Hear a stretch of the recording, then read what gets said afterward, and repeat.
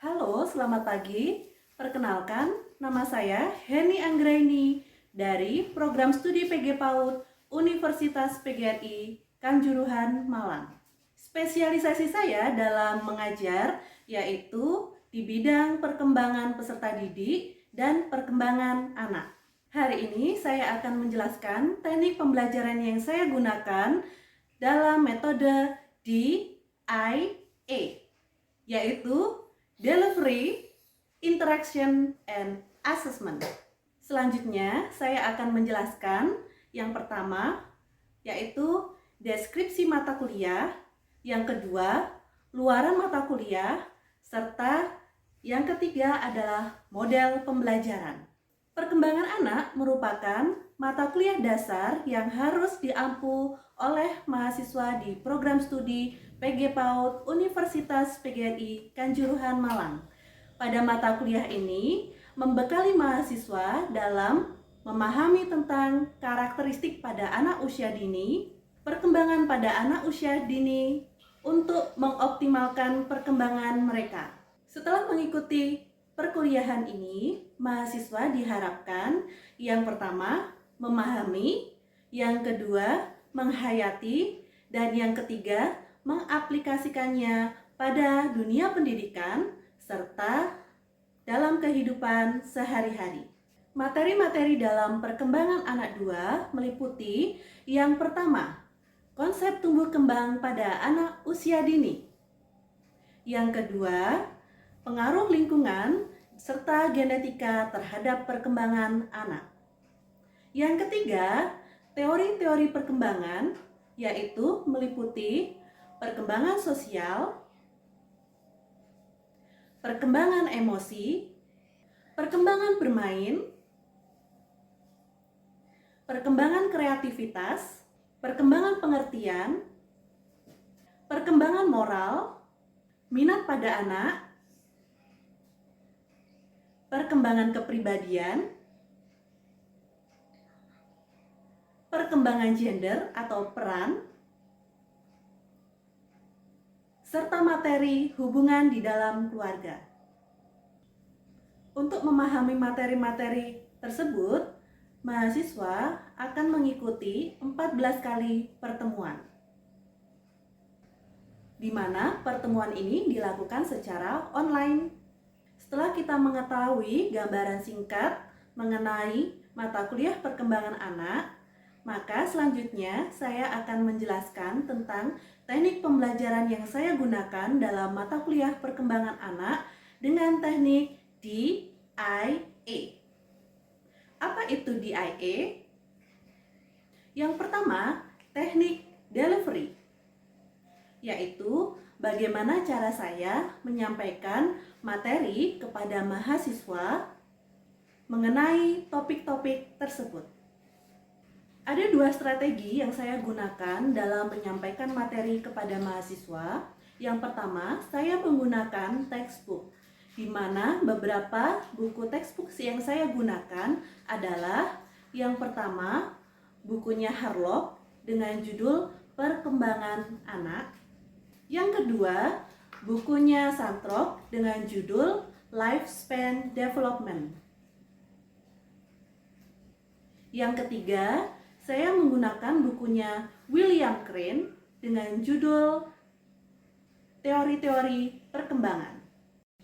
Yang keempat, saya menggunakan buku milik David Sefer dengan judul Developmental Psychology. Berikutnya, yang kedua adalah saya juga menggunakan case study, di mana case study ini saya gunakan ketika melakukan tatap muka dengan mahasiswa. Saya mengambil permasalahan-permasalahan yang terjadi dalam kehidupan sehari-hari dalam perkuliahan yang saya berikan kepada mahasiswa, supaya mahasiswa lebih cepat memahami serta dengan mudah mengaplikasikannya dalam kehidupan sehari-hari.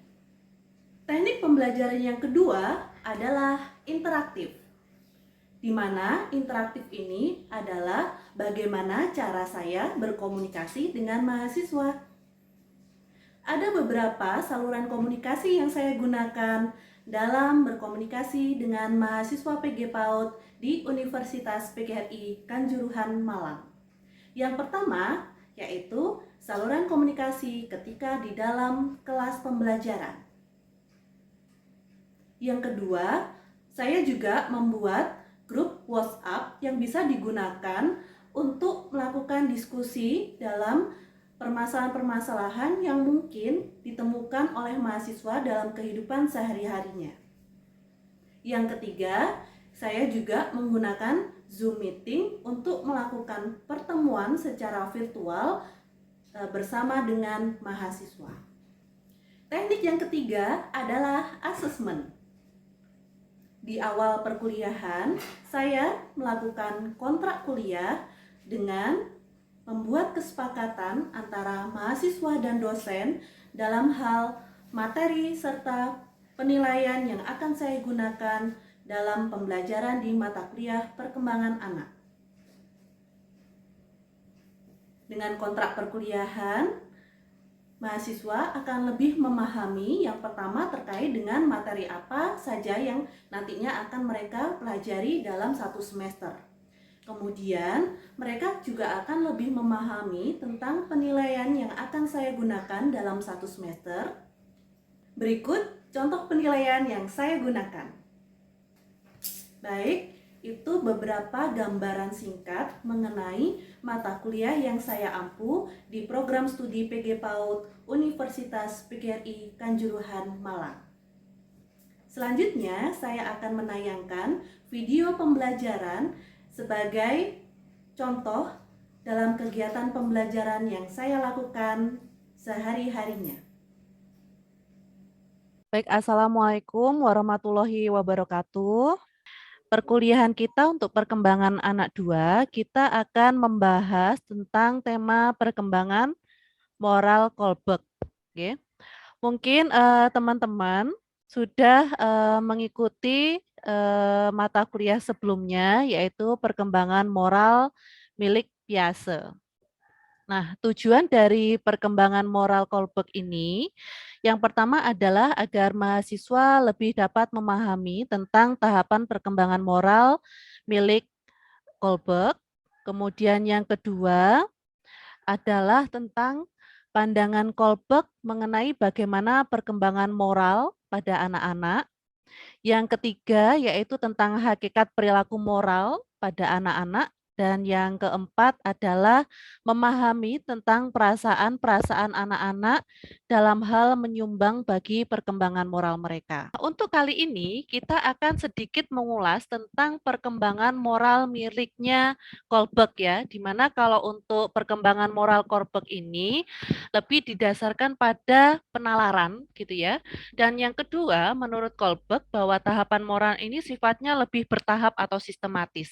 Di mana nanti kita akan menjelaskan ada 3 tahapan perkembangan moral menurut Kolberg. Yang pertama ini lebih ke tahapan perkembangan prakonvensional. Di mana pada tahapan prakonvensional ini biasanya terjadi pada masa anak-anak. Begitu. Kemudian yang kedua ini adalah tahapan perkembangan konvensional ya, atau yang terjadi pada masa remaja.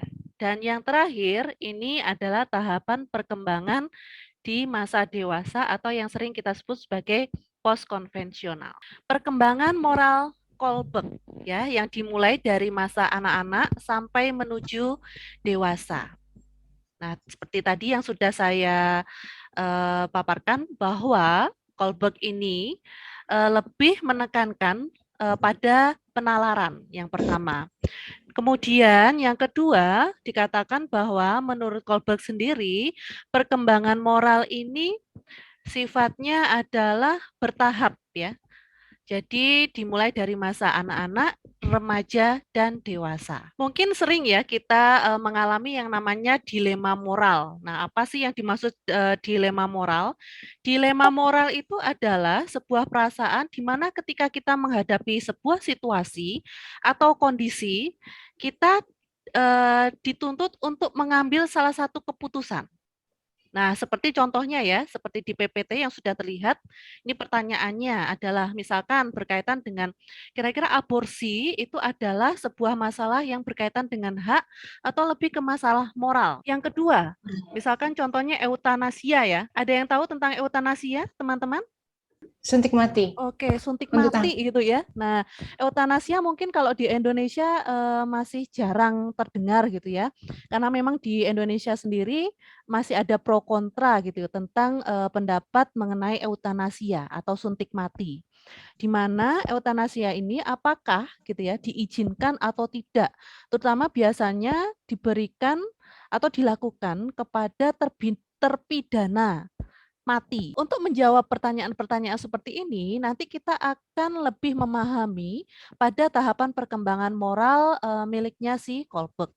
Karena pada tahapan perkembangan moral Kohlberg ini, Kohlberg lebih akan menekankan bahwa seseorang itu berada pada tahapan perkembangan di tingkat yang mana itu sesuai dengan jawaban terhadap beberapa pertanyaan-pertanyaan. Nanti Bu Heni akan menunjukkan ada beberapa case study yang mungkin bisa menuntun kita gitu ya untuk menentukan sebuah jawaban di mana nantinya dari sebuah jawaban itu akan kita lebih bahas pada atau lebih masuk pada tahapan perkembangan yang mana?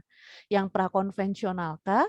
Yang konvensional atau yang pasca konvensional. Sebelumnya kita akan memahami terlebih dahulu tentang moral development ya.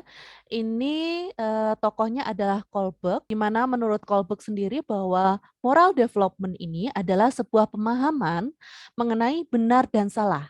Dan pemahaman itu lebih pada menimbulkan perubahan perilaku. Begitu.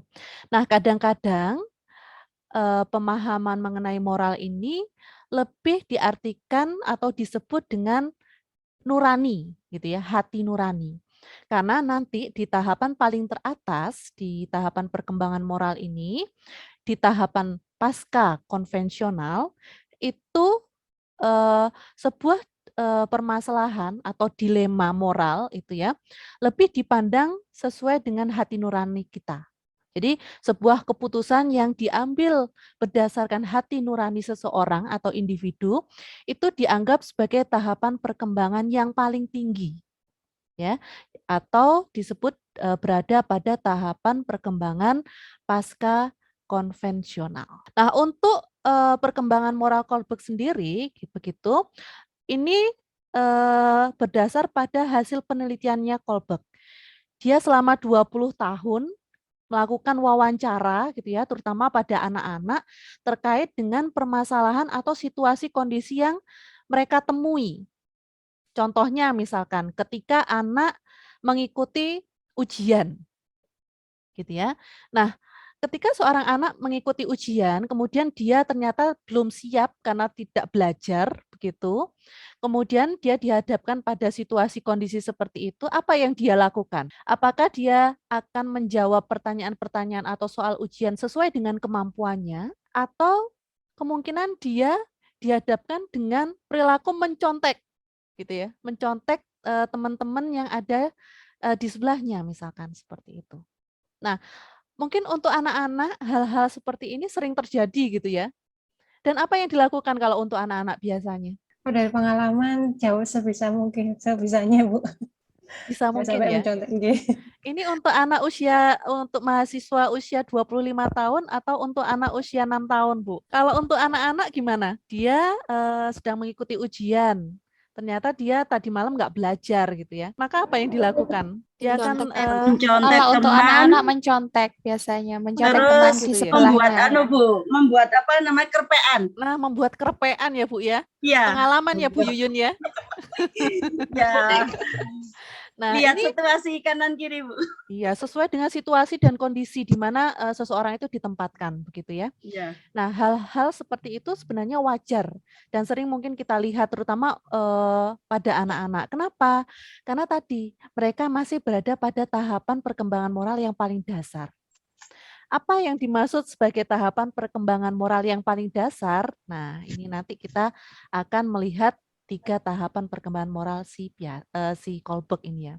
Tapi sebelum kita memasuki 3 tahapan perkembangan moral Kohlberg, di sini Bu Heni punya beberapa case gitu ya, permasalahan yang mungkin nanti bisa dijawab oleh teman-teman. Di sini saya punya tiga case gitu ya. Yang pertama ini si A sedang sedih karena nilai ujiannya kali ini jelek. Padahal sebelumnya dia tidak pernah mendapatkan nilai yang jelek. Dia sangat bingung dan takut karena orang tuanya pasti akan marah jika mengetahui hal ini.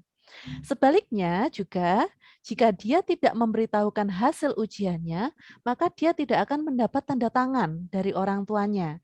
Dan dia pasti akan mendapat hukuman dari gurunya. Nah, kalau untuk anak usia 6-7 tahun gitu ya, maka apa yang akan dilakukan oleh si A? Ada yang bisa memberikan pendapat di sini? Kalau saya berdasarkan pengalaman dulu sempat juga takut dimarahin ya Bu, ya tanda tangan.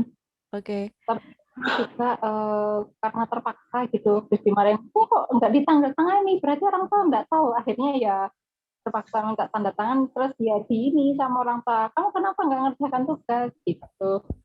Oke, memilih dapat hukuman ya Mbak Zora ya. Oke, ini berarti anak yang jujur gitu ya, karena di masa anak-anak dia masih mau gitu ya, jujur sama orang tuanya, padahal mungkin dia kalau berpikir secara resikonya pasti mendapat hukuman gitu ya, kena marah dari orang tuanya gitu.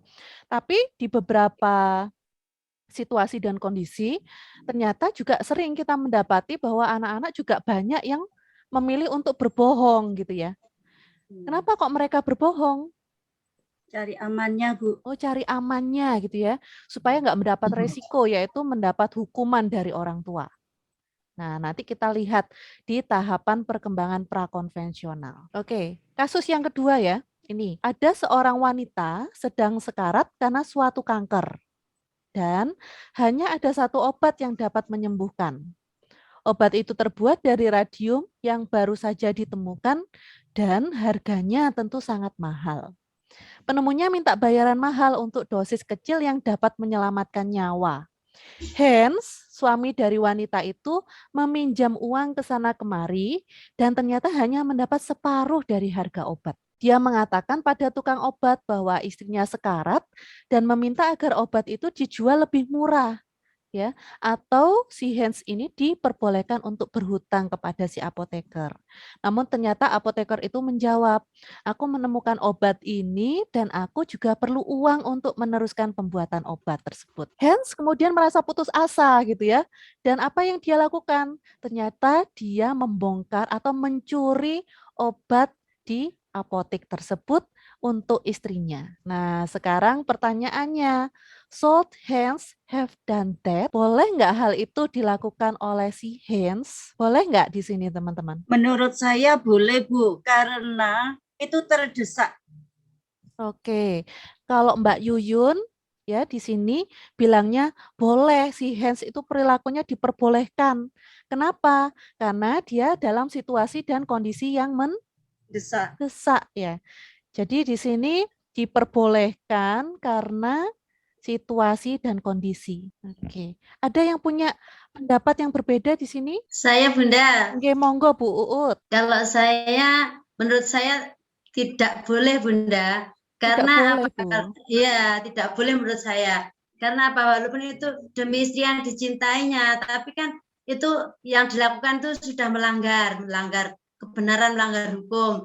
Lalu kan di atas obat itu masih ada Tuhan. Jadi kalau mungkin dia itu hidupnya baik, berbuat baik, mungkin nanti Tuhan akan memberi jalan kesembuhan lain walaupun tanpa obat itu. Kalau menurut saya itu Bunda, daripada harus berurusan dengan hukum Bunda. Baik. Bunda. Ada yang punya pendapat yang lain? Kebiasaan Bunda, kalau memikirkan seperti itu kan otomatis pemikiran kita itu kan jalan buntu Bunda.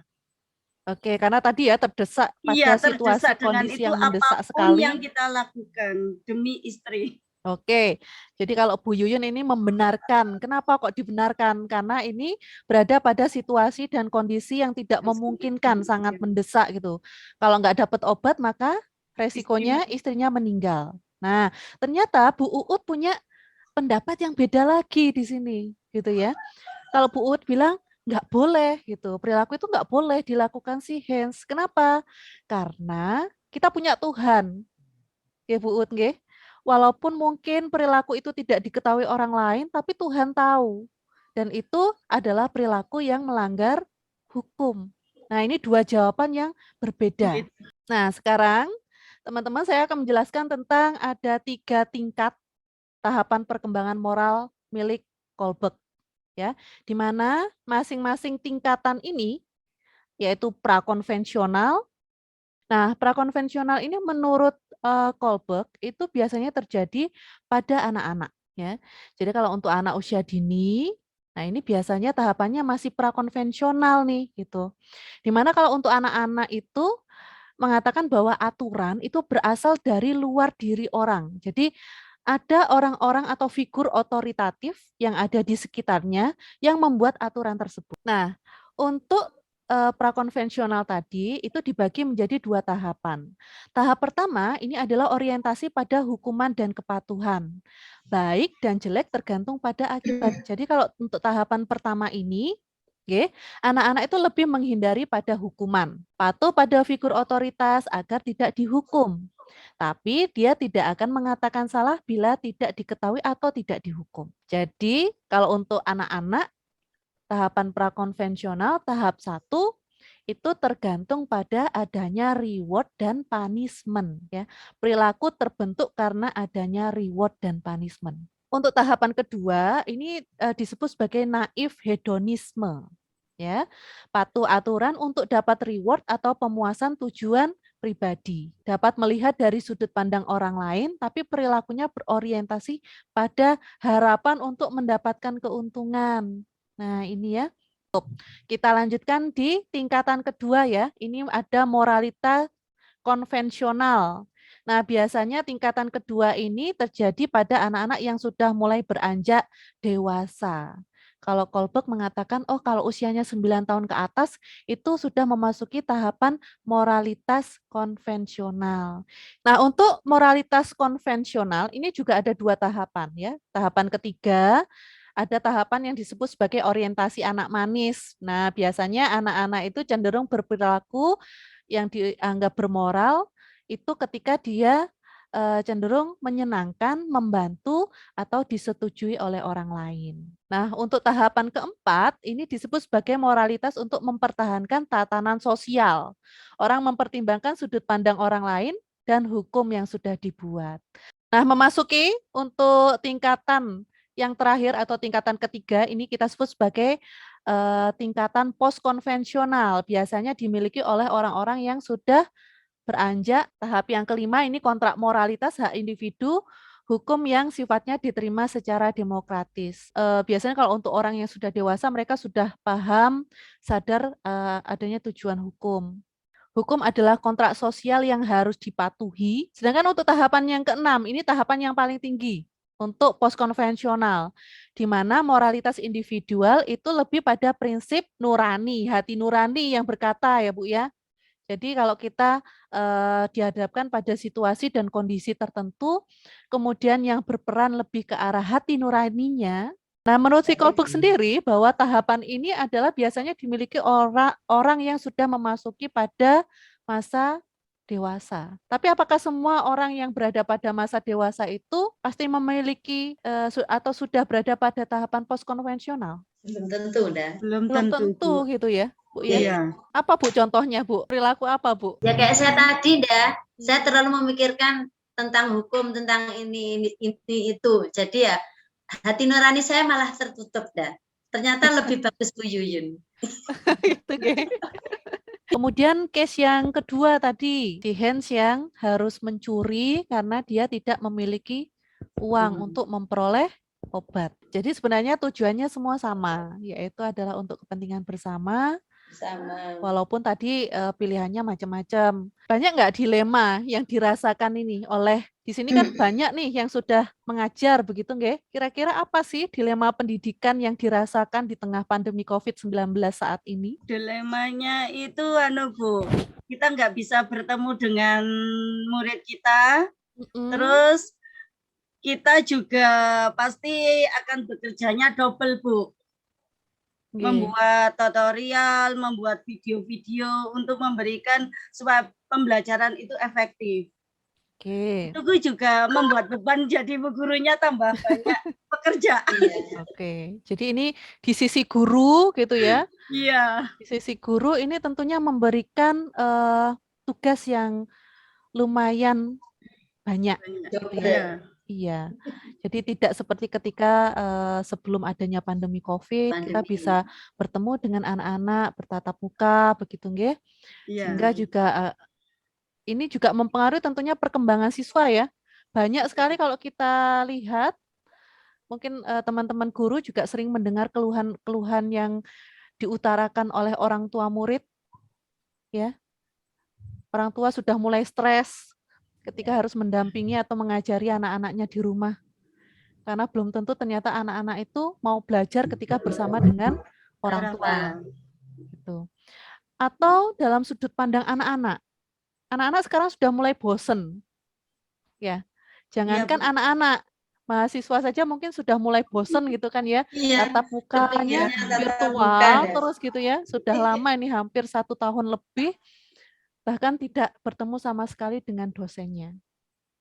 Nah, ini di masing-masing sudut pandang tentunya banyak sekali dilema-dilema yang dirasakan, baik dari sisi guru tadi ya, seperti yang sudah disebutkan oleh Bu Yuyun, kemudian juga keluhan dari orang tua, dan juga keluhan-keluhan yang dirasakan oleh anak-anak sendiri. Bu Yuyun?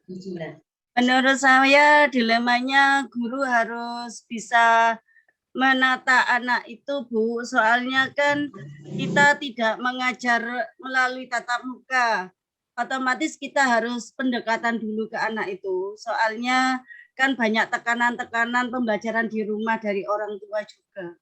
Kita harus memperbaiki kayak kognitifnya, apanya gitu pembelajarannya di anak itu. Oke. Mau tidak mau yang sudah tidak bertemu lebih dari 1 tahun gitu nggih, perkembangannya tentunya tidak sama dengan ketika pembelajaran sebelum masa pandemi begitu ya, Iya, Bu Yuyun ya. Sehingga Iya. juga memberikan tugas berat juga pada guru ketika tatap muka terbatas seperti ini, tapi perkembangan siswa belum sesuai dengan standar perkembangannya. Begitu nggih? Iya. Oke. Kalau begitu sudah cukup ya, saya rasa sudah cukup. Di sini Bu Heni di akhir menyimpulkan tadi kembali lagi ke teori perkembangan moral Kohlberg ya terkait dengan dilema moral.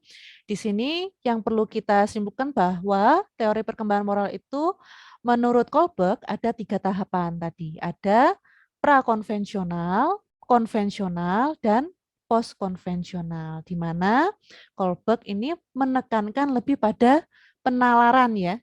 Jadi ketika kita berada pada dilema-dilema moral yang sering kita temui di kehidupan kita sehari-hari, begitu, maka kita juga harus memikirkan apa sih yang menjadi resiko gitu ya, ataukah kita lebih memikirkan terhadap hati nurani kita, terhadap keputusan-keputusan yang nantinya akan kita ambil. Nah, itulah yang nantinya bisa membedakan kita berada pada tahapan atau tingkatan yang mana. Begitu nggih, Ibu-ibu sekalian? Oke, baik, mungkin itu saja ya yang bisa Bu Heni paparkan untuk materi kita di materi perkembangan moral Kohlberg. Terima kasih teman-teman atas waktu dan kesempatannya. Semoga minggu depan kita bisa bertemu kembali dalam kegiatan mata kuliah perkembangan anak 2, begitu nggih? Baik, terima kasih. Saya tutup untuk kuliah kita pada sore hari ini. Wassalamualaikum warahmatullahi wabarakatuh.